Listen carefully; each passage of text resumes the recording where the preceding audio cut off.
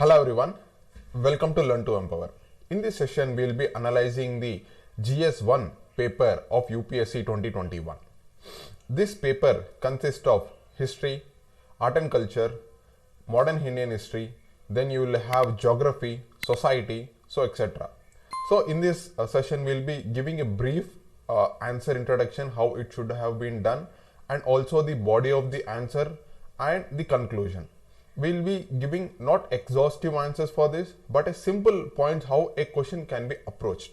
Now, from this session, what is the takeaway? Takeaway can be how a question in UPSC CSE is being asked till now, and also how we can write a better answer from this analysis, right? Without wasting any of our time, let's begin the session. Now, this is the first slide, which consists of the entire GS1 paper. You can see we have, just a second, we have Indian culture, modern Indian history, post-independent independence, next history of the world, which includes the world history, silent features of Indian history, role of women's organization, effect of globalization, social empowerment, communalism, regionalism, etc. Then you have geography. Then we have the including the part of geography, we have the key natural resources across the world. What are the other mines that is been located, how this can be extracted, and it is also talking about the primary, second, and tertiary sector of the industries, etc., etc. Now, the first question that talks about evaluate the nature of the Bhakti literature and its contribution to the Indian culture.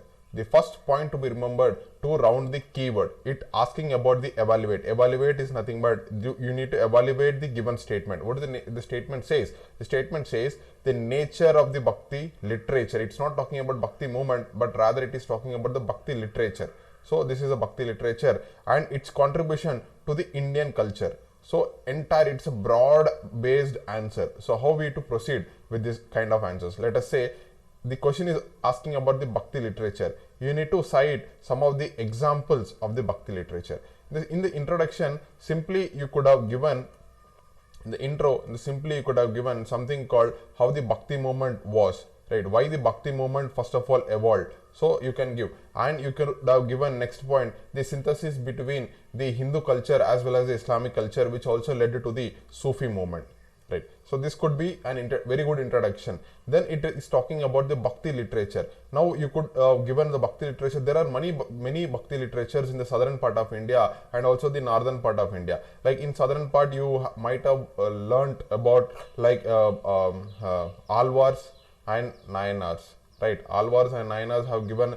There are Nalayara Divya Prabandham, that is a book written by Nayanars, and Alvars have also written many books. Then you could have given in the North India, you have Kabir, who have written many books. Like Kabir Panth is one ideology where it has been given the recites of the Bhakti of Kabir, right? So Ramdas, there are many examples that can be cited as the this Bhakti literature. But when the question is not asking about the Bhakti literature, rather it is saying that the contribution to the Indian culture. If you remember, this is very important point, because the Bhakti literature is what? Bhakti literature tried for the peace in the society, right? It always tried for the synthesis between the different religions, right? What I mean by synthesis? Synthesis is very simple, that it tried to have a harmony in the society, right? This harmony is mainly between there are two contrast religion at that particular time, that is Hinduism and the Islam.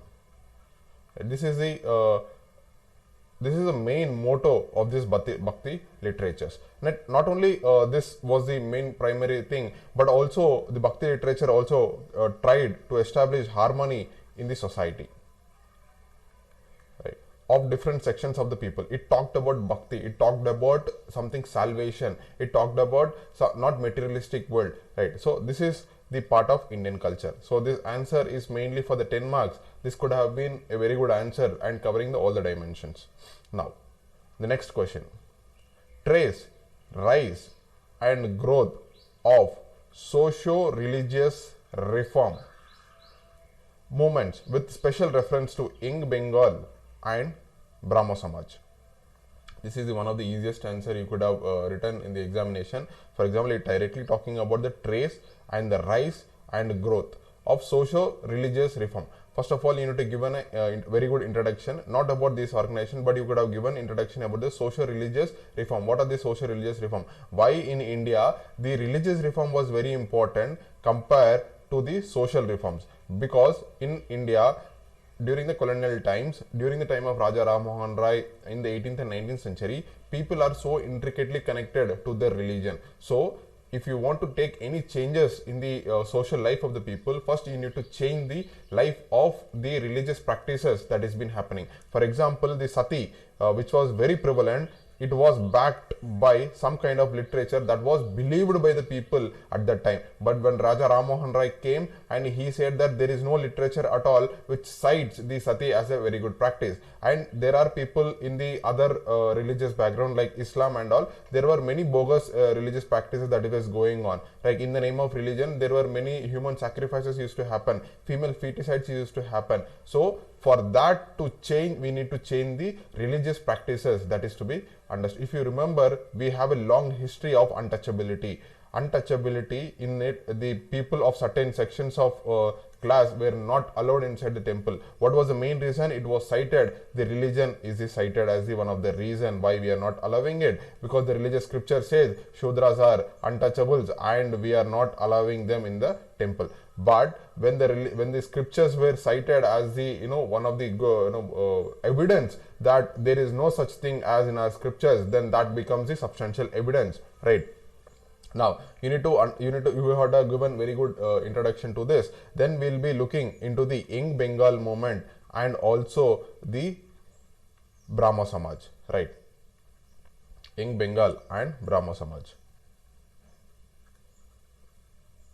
Now, in case of Young Bengal movement, it was started by an Anglo-Indian, right, Henry Derizo, and the Brahmo Samaj, as everybody knows, it is the Raja Ram Mohan Rai.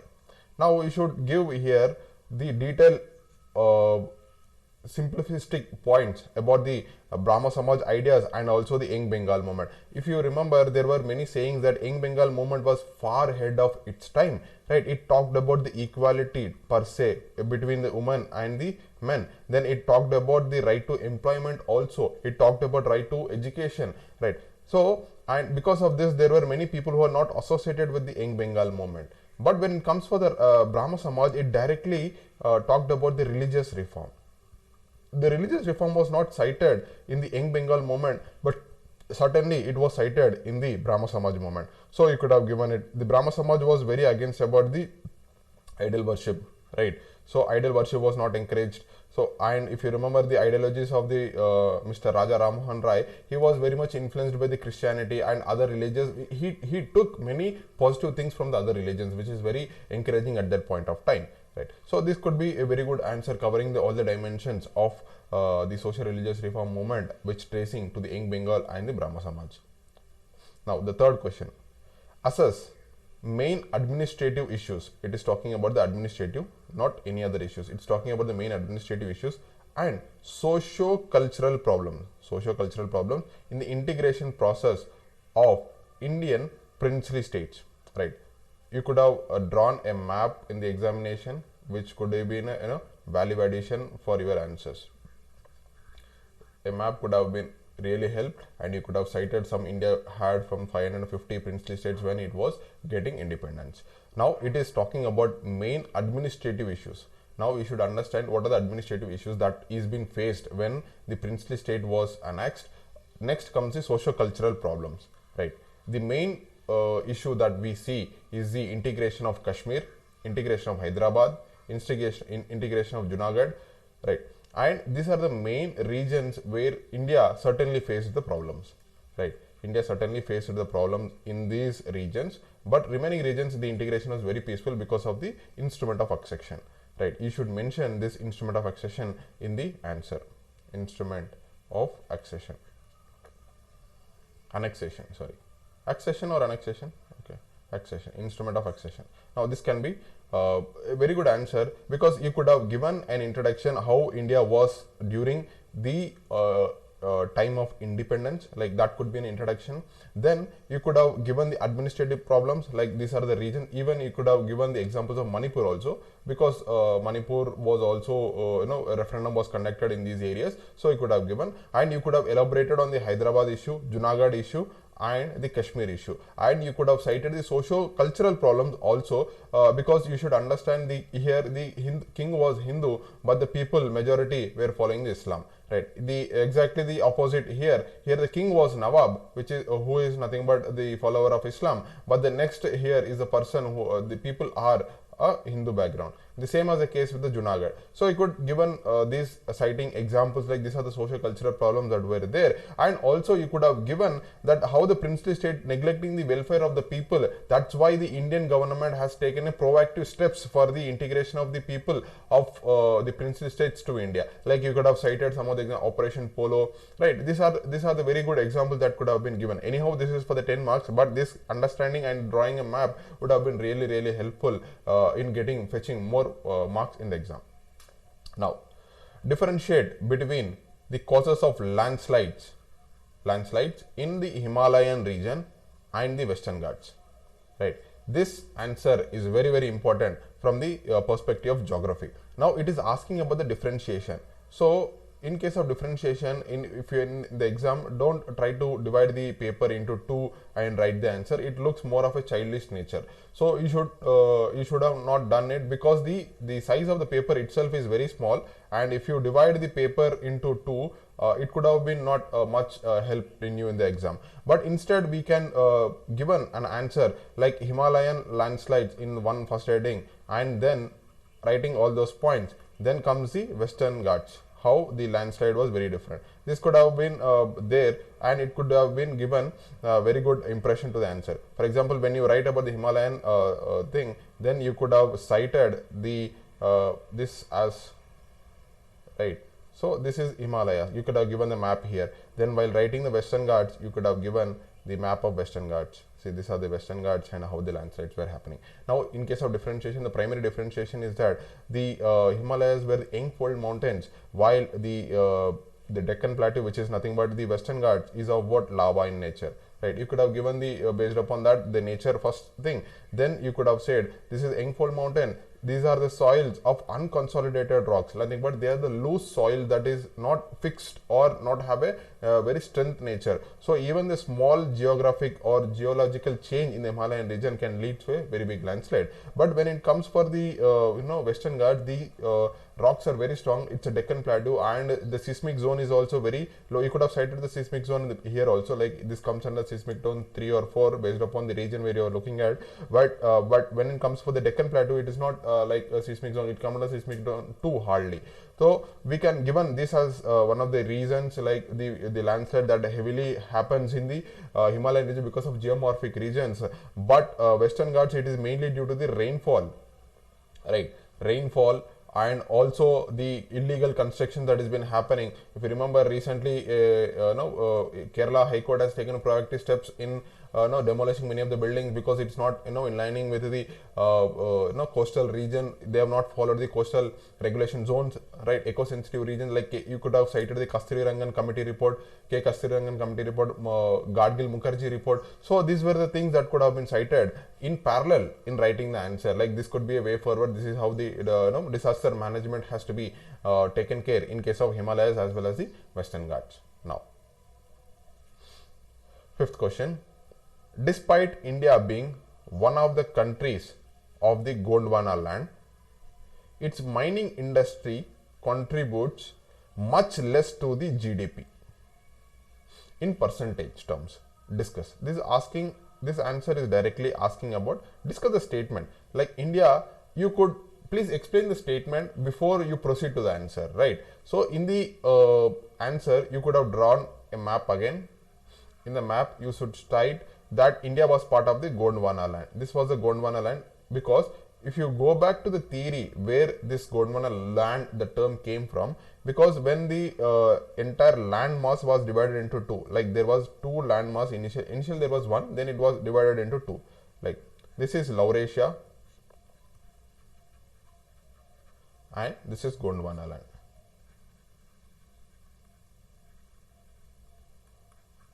Now India, Australia are part of this Gondwanaland. When India was moving towards the north because of the plate tectonics, you could have given that as an introduction, right? India was definitely a part of Gondwanaland. Because why he cited the Gondwanaland? Because the countries which were the part of the Gondwanaland has a huge coal deposit, right?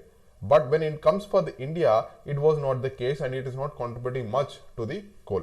Now you could cite what are the reasons for this. For example, in India, the coal that is available is not the high quality coal, rather it is a bituminous coal, right? In this case, you could give a map where you say this is a region where we primarily find the coal, where this is Chhattisgarh, right, Jharkhand and Odisha, and you could cite some of the coal mines also here, and also say some of the industries that were there. But the question is primarily asking why to the contribution to the India's GDP it is very less, because the bituminous coal is not very much useful compared to the other coals like anthracite, right? So in India, the bituminous coal is very much is available, and also peat is available, right? The only site in India where the anthracite coal is available is in the regions of Jammu Kashmir. So we have the lack of availability also coal as one reason. And if you remember, India is the largest one of the largest importers of coal from Australia and other countries. So this could be cited that the coal, even though India has a deposit, but the coal is not of that high quality. And also not only that particular reason, there is also some kind of mismanagement in the coal that has been happening. Please read the coal, the amendment act that has been taken place recently, and how India has been changing how the coal is extracted from the revenue model. From earlier it used to be profit model, then to the revenue model now, right? So you could understand the mismanagement also one of the reason one of the things that were initially happened. So that could be cited. Now these are the reasons. You should write this answer from the not from the economic point of view, but also but from the geography and also from economic geography point of view, right? Locations, everything that can be cited. Weber's model can be cited. If you please go through the Weber's model, like it says why and where the industries can be located. Now the sixth question: what are the environmental implications of reclamation of the water bodies into urban land use? Explain with example. This is a very general answer, and if you gone through some of the current affairs in the recent times, you could have very easily attempt this answer, because this answer talks about, just a second, this answer talks about environmental implication. See, environmental implication doesn't mean it is always negative. Environmental implication can also be positive as well as negative. Now, of reclamation of the water bodies, it is talking about, because if you remember, the urban floods is a new norms now. Wherever there is a heavy rain, then there are the urban floods. You will certainly see it, right? So what about, and we are listening to some of the newses where in the cities, in the name of city growth, we are closing down the water bodies, right? The city is expanding like anything. Like the city is growing outwards, and due to this, the bodies, that is the water bodies near, are not properly maintained. And because of that, for example, let us say this is the road, and let us say there is a water body here, right? And the city is expanded till here, and the city is continuing to expand, and they are closing down the water bodies or the lakes. So this answer talks about the reclamation of those water bodies. What are, if we reclaim those water bodies, what are the environmental implications you have? Why these water bodies were initially formed here? Because this acted as a drain. For example, if I show in the aerial view, let us say this is a city, and if there is a rain happening and the flash flood and the rain comes here, and you can see that these water bodies are gathered, and this acts as what? Water buffer, right? It acted as buffer for the rest of the city. The water can be stored here, and it was a free flow. Now the buildings are constructed here. If the buildings are constructed here, what is happening? The urban floods. We are listening to the urban floods. So what is the main reason this happened? Because of corruption and mismanagement again, right? You could have write this as one of the consequence. This has happened in the introductions, but it is talking about primarily environmental implications, right? In case of environmental implication, there are positive implications like 1, 2, 3. You could have reason given that the water bodies can act as a natural buffer for the heavy flash floods and all. It creates a small microclimatic zone which is helpful in urban heat situation. Like I'll explain what is urban heat now. Urban heat is a kind of thing because this is the buildings are constructed in the canyon shapes. The heat that is radiated from the concrete material that has been there in the buildings or the roads, and the, if you remember, there is albedo effect of the sun. Albedo effect, the rays are reflected. It creates a dome like structure where the entire heat is trapped here. Entire heat is getting trapped. So this is called as urban heat. Urban heat highlands, because entire urban areas remain as islands of heat. For example, if you take entire regions, let us say this is the Delhi and the remaining regions are agriculture regions, but this is more having more temperature than the surrounding regions. So this can be cited as the urban heat condition. So this can be reduced. You could have given this an example. And in case of negative environmental consequences, you could have given that the people's livelihood is again it's getting affected, and the people's movement is getting affected because of the water bodies are there. So if the groundwater, because of this water body, there will be increase in the groundwater level. This groundwater level can affect the building structures nearby, where it can create upward thrust and the building might collapse also. So this could be some of the examples that can be cited. The diagrams in this paper would have helped really well. Now, mention global occurrence of volcanic eruptions in 2020-21. Specifically, it is asking about a year and their impact on the regional environment. Now, you should understand this question in detail. Now, mention global occurrence of volcanic eruptions. In 2021, there were many volcanoes that were erupted. For example, you could cite some of the examples from the Europe. You could cite some of the examples from Asia. Right. You could cite some of the examples from Pacific Oceans. Pacific Ocean, Atlantic Ocean, there are many volcanoes that was erupted recently. Now, for this, a better answer would be drawing a map. Right. You could draw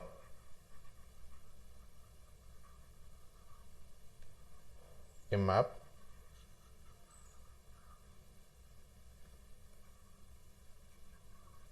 right, and you can, given this is, let us say, the Mediterranean region, this is where the Indonesia. So you could given, I will say one example, the Mount Merapi, which was erupted in the Pacific Ocean near the islands of Indonesia. That could be one of the examples. It is, if you remembered certain examples, write those examples that these were the volcanoes that was erupted recently and their impact on the regional environment. It's not talking about the global environment, rather it's talking about the particular regional environment. So you should first define what is regional environment with citing examples around the world. The regional environment, if you take the particular region as and how it is affecting the particular region, that is a regional environment. You could given the Mediterranean, how the climate is affecting here. Like you could have given in the Indonesian region, there was heavy dust that was thrown, right, heavy dust that was thrown, and people were frightened and they were like, because this is a very volcanic eruption that was happening. And also you could have given the examples of tsunami waves, right, tsunami waves that comes. These are the regional environment that is getting affected. The buildings are getting disrupted and the normal life of the people is getting disrupted. The sunlight won't reach the particular region for some days, and the photosynthesis of the particular region will get affected, and also the agriculture productivity of the particular region can be get affected because of this volcanic eruption. Now, next question: why is India considered as subcontinent? Elaborate your answer.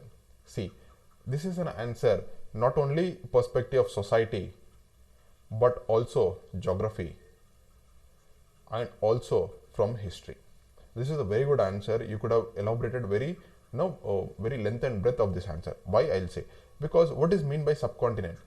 Let us say subcontinent is a region where in a bigger part of a continent, a small region is called a subcontinent. But the question is asking about India itself is a subcontinent. Why? Because India takes pride something in unity in diversity. The key word lies here. Please remember the diversity. When I say the diversity, we are so diverse in terms of language. We are so diverse in terms of religion. We are so diverse in terms of race. We are so diverse in terms of socio-economic backgrounds. Right. So when I say the language, India has so many languages, like 1500 plus languages that has been there in India, even though the constitution recognizes certain languages, but in the 8th schedule. But when you see, apart from the recognized languages, we also have some languages which are not being recognized, but the large number of people are talking about it. Because of that, we also have the vulnerable languages where the less than 10,000 people are talking about the particular language. And the religious consideration, we have not only Hinduism, Islam, Christianity, all the types of major religions that you found around the world are present in India. Now the race, the India, you could have drawn a map which would really helpful in analyzing this answer in very detail, because you have a Mongoloid race here, you have a Dravidian race here, you have an Aryan, or rather Aryan is a language. Rather, you could have cited many races that has been present in this region, right? This is if you have a geography optional, this answer would have been really helpful in understanding and explaining this answer, right? So this is how you could have written. And but in the conclusion, you could have said that India takes pride something in so-called not so-called, but it is a substantial thing, that unity in diversity, and our constitution also recognizes this diversity and also given the fundamental rights for the religion per se, right? Now examine the uniqueness of tribal language system when compared to the mainstream knowledge and cultural system. In the introduction itself, you should differentiate between the tribal language and also the mainstream language. Nothing but it is talking about the tribal knowledge system, which comes from basically the tribal languages. Next, the mainstream knowledge. Mainstream knowledge includes the English knowledge and also the other that is being taught in the society. Now, the tribal knowledge system you could have given, this is a traditional system, right? It is one of the traditional system in the society, right? This traditional languages, this traditional knowledge system is being recognized in the Nagoya Protocol, right? If you please go and see what is Nagoya Protocol, right?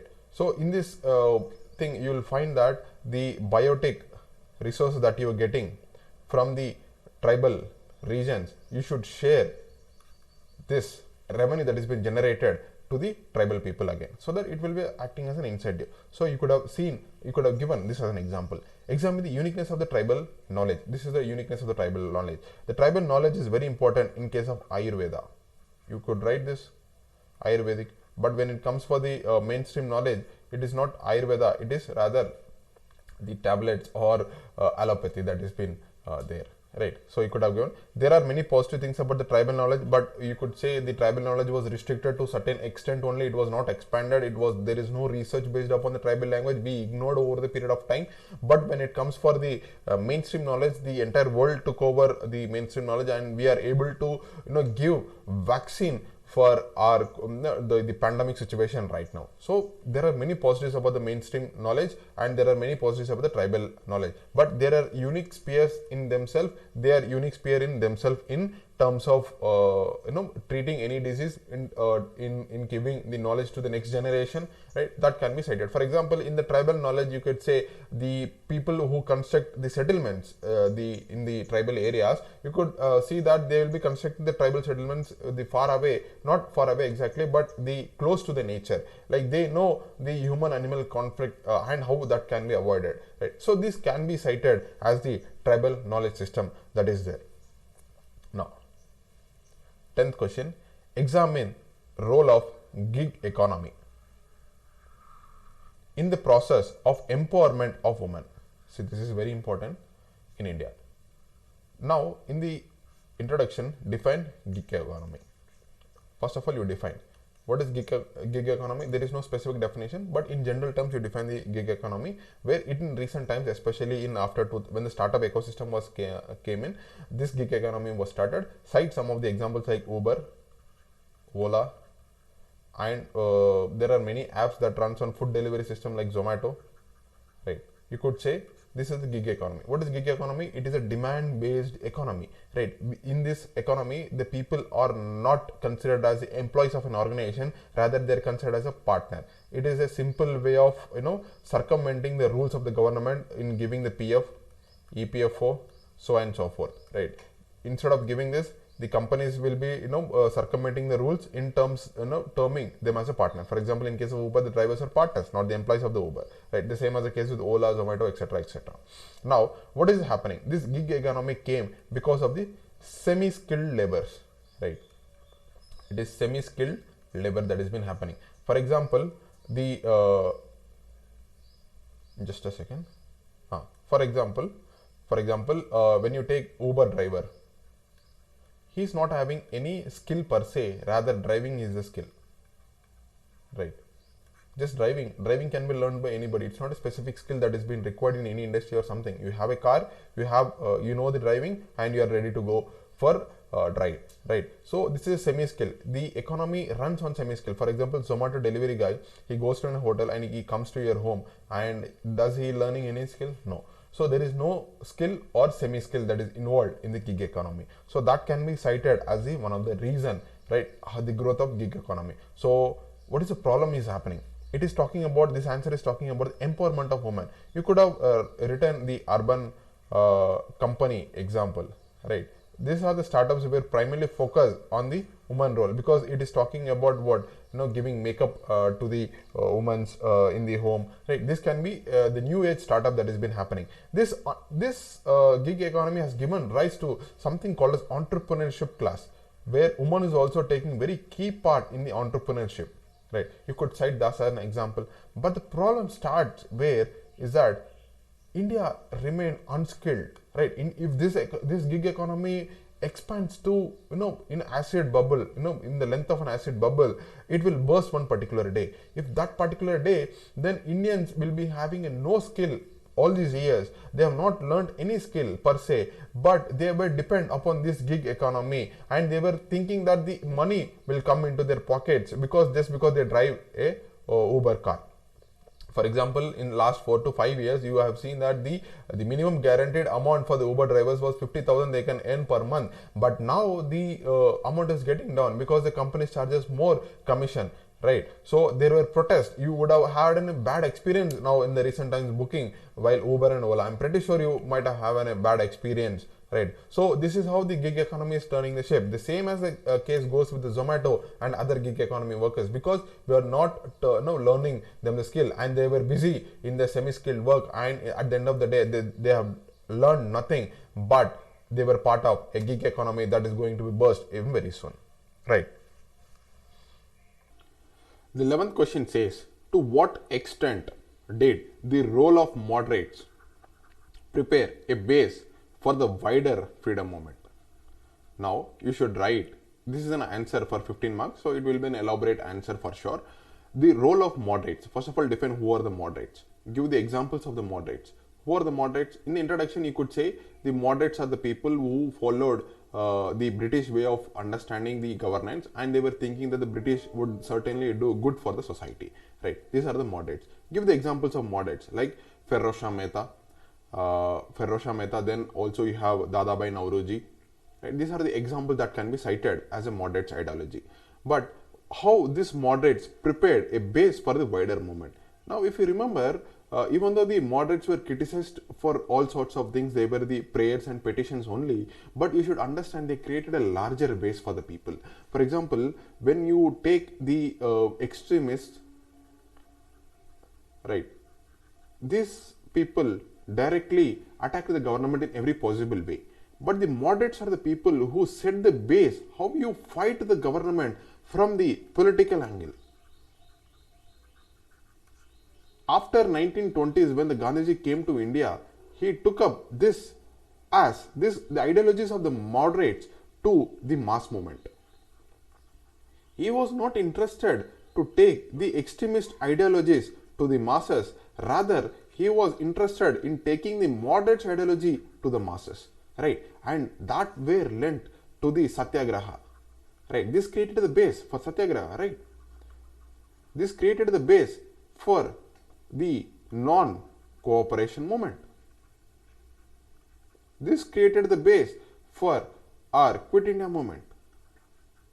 So, moderates set a base for the political criticizing the government from the political point of view. For example, moderates criticize the government based upon the economic drain. They used to written books like Economic Drain in the Society. Right. R.C. Dutt, who written the book about it. Right. Economic drain. The wealth is getting drained because the people of British are extracting their resources from India, but they were deploying these resources somewhere around the world, but not in India again. Right. This can be cited, and this could have been a very good answer. Now, bring out the constructive programs. So this answer is talking about the constructive programs of Mahatma Gandhi during the non-cooperation movement and the civil disobedience movement. For example, you should write in the introduction a phase that is called as struggle, truce, struggle. There is a phase of struggle, then there will be a phase of truce. Truce is nothing but a kind of an agreement or an understanding, and the movement is left free. Next comes the struggle. Now, what I mean by that? For example, when non-cooperation movement was happening, and there were the Chauri Chara incident that happened, and the Gandhiji signed some kind of understanding or an agreement with the government and relieved the non-cooperation movement. But during that relief phase, he went back to the villages and he worked for the welfare of the people. Right. So again, next comes a phase of civil disobedience. This is 1920, this is 1930, and in between there is a gap of 10 years. What the Gandhiji has done during these years. This is very important. This is what the constructive program that is been asked by the UPSC. Now, in the constructive program, you could given like he worked to abolish untouchability. He have written many papers also. Harijan is a paper that was taking place during this time. Right, abolish of untouchability. He has taken as primary thing. He worked for the empowerment of women. How? Because the charkha,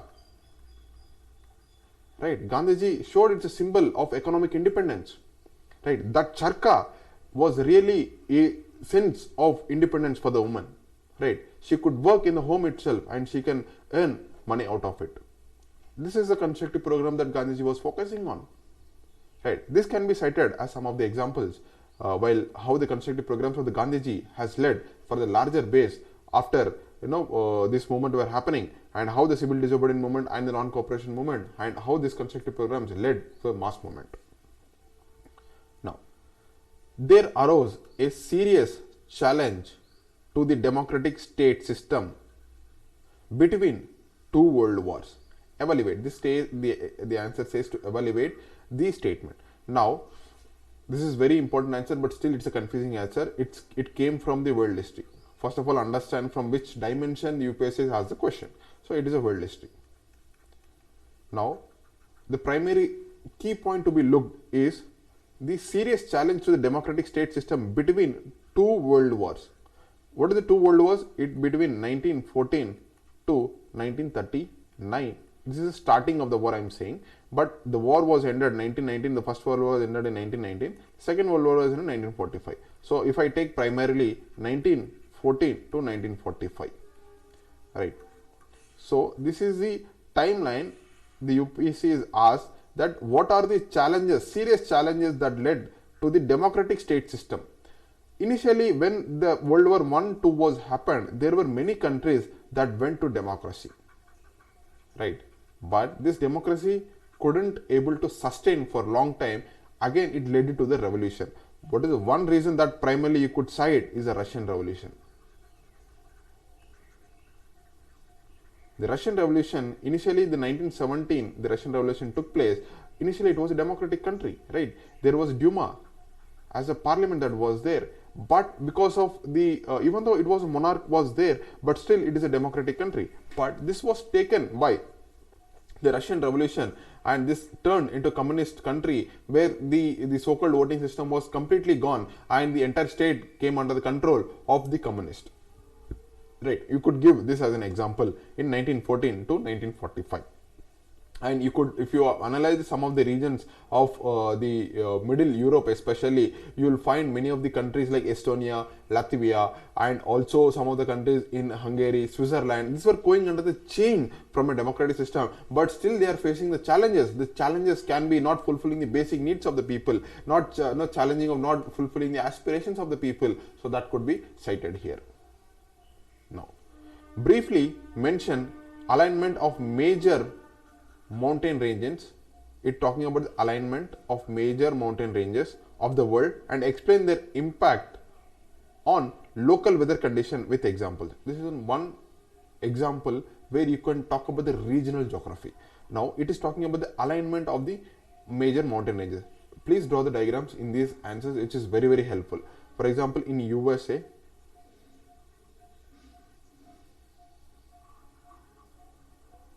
this is USA, right?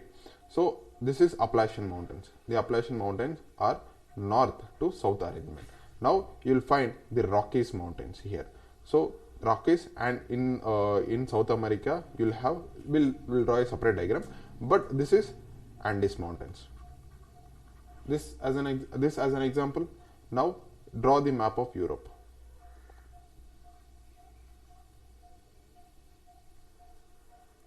Anyhow, there is an Africa here, but you can understand, right? Yeah.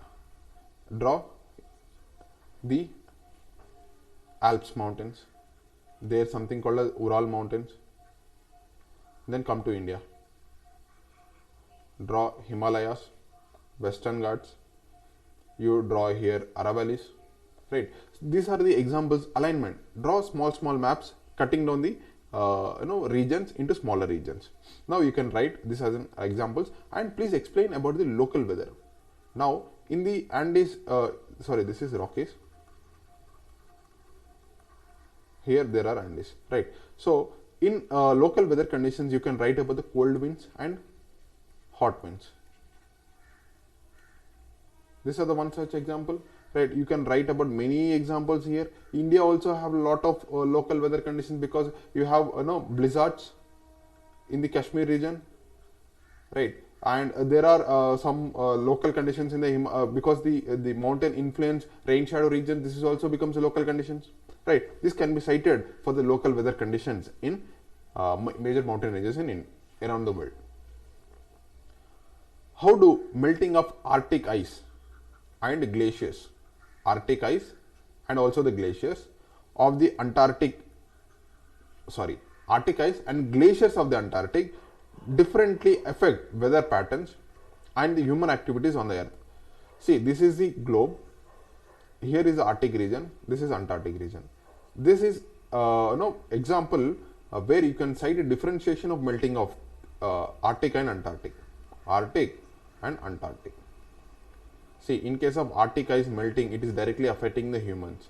Why? Because these are the regions which is surrounded by the major countries: USA, Denmark, and the Finland, right? Sweden, etc., etc.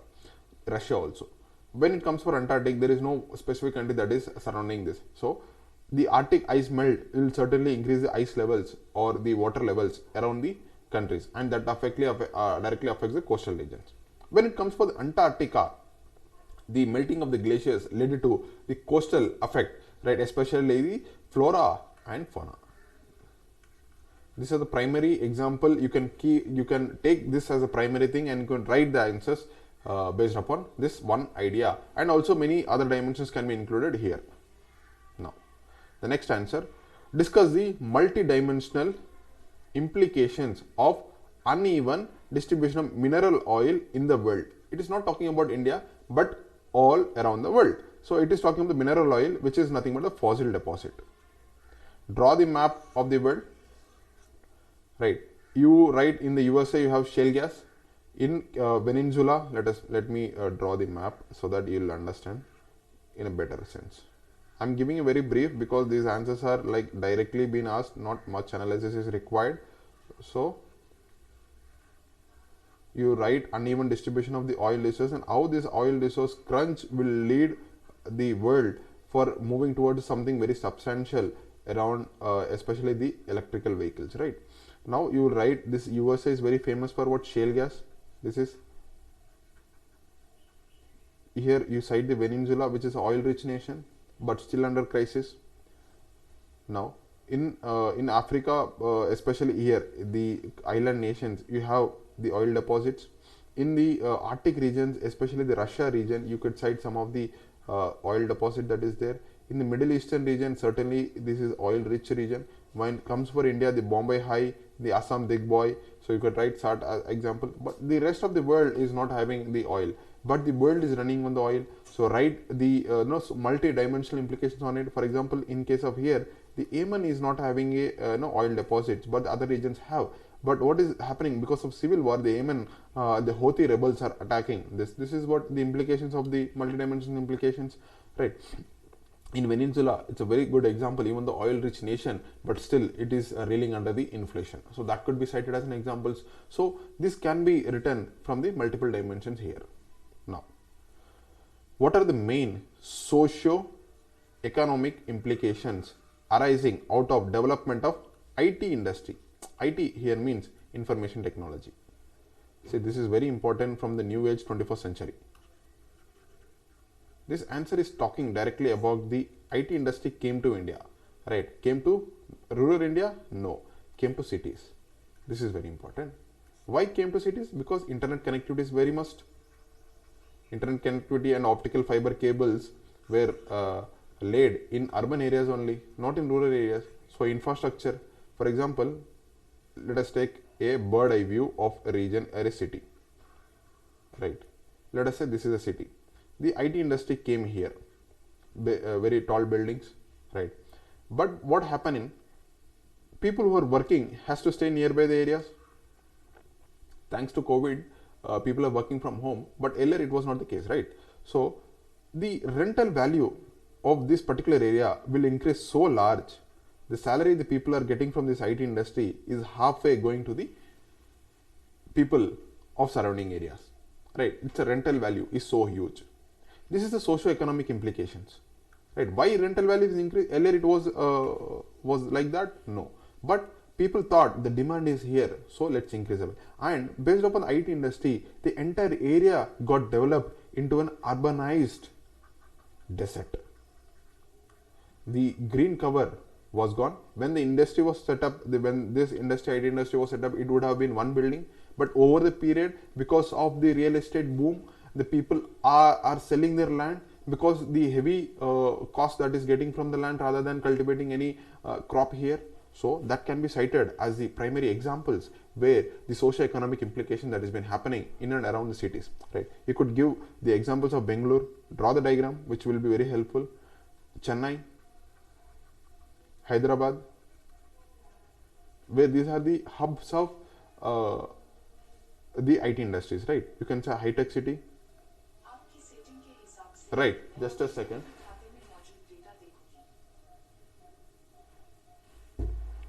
Sorry.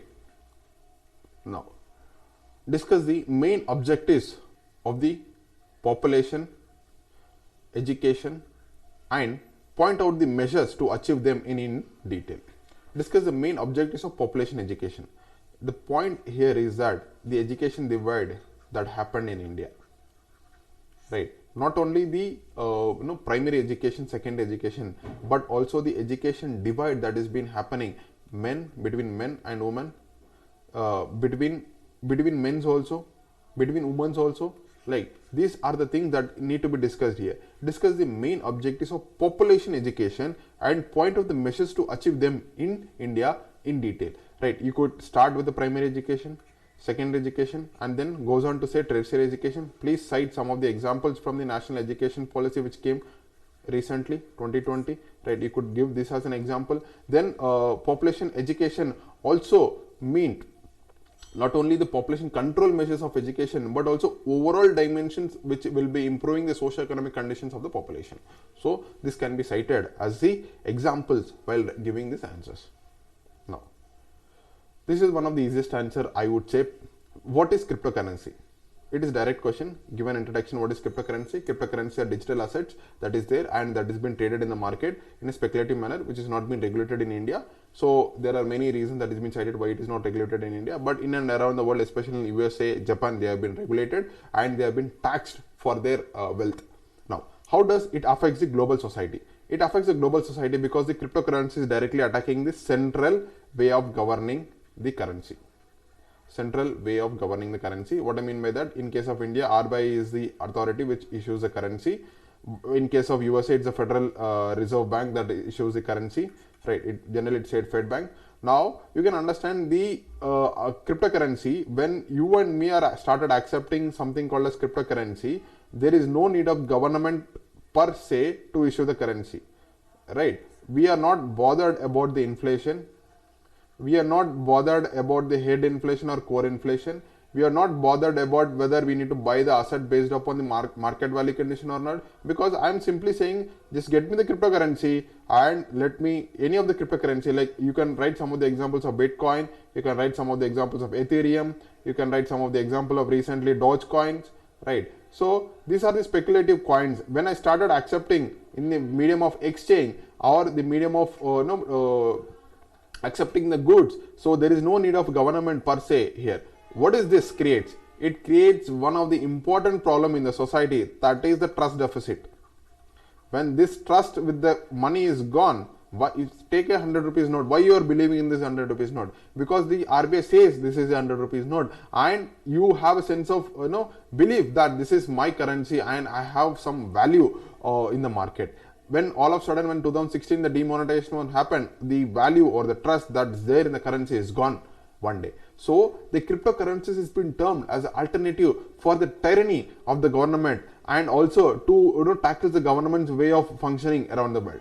Right, this can be one good example where you can write. And also how it is affecting the Indian society. Indian society is getting affected because of the people, especially the youth, are started investing in the cryptocurrency. There is huge amount and they are getting bankrupt soon because it's speculative market. The money, the value that is there, it is getting eroded per day. Now the second other thing that has been cited by even by the RBI is it is used for organized crimes and also terror funding. Right, you could write this as an examples how this has been done, and also this is used for the drugs. Yes, right. Writing these examples would be really good answer, and it would made a really very sensible answer while correcting the paper. Now, how does Indian society maintain continuity in the traditional social values? Enumerate the changes taking place in it. Now, this is a society's answer. There is no specific example that can be cited. It's saying that how does the Indian society maintain continuity in the traditional social values? What is the traditional social values we have? Respecting the elders is the traditional social values. Respecting parents is the traditional social values. Right? Wishing to our neighbor is a traditional social value. Even though irrespective of the religion which we follow, even the other religion the other person is following, but still we wish on good days. Right? So that is our social value. Now, what are other social values that can be cited in Indian society which we see as respectable is like teaching our children, right, respecting to the elders, right, talking good languages. This can be social values. These are the changes that has been happening. But what are the changes that is taking place exactly in the society? The change that can we see is that because of the technology, the language started change. The foul language is getting implemented. Because of the westernization, now people feel like if I cross 18 plus years, I am no need to stay in my parents' home, right? I need to shift to somewhere else. This is not the culture, because if you remember when your father used to take care of your grandparents, now that was not the case with the next generations to come together, right? And also one more important point, earlier the people used to have the social value. The children were kept in their home, they were groomed, they were loved. But now because of the urbanized society, the living conditions are so heavy, the people are children were given taken to the hostels in the name of education, in the name of the point, even though he might get a very proper education, but the social value of that particular child is getting lost in this process, right? And he is getting divided from the society. Now with this we'll end this session of GS1. I hope you find some insights into this analysis, and based upon this, if you find this session is really helpful, please like, share this channel. I'll come up with the next series, especially the GS papers. Till then, take care. Thank you.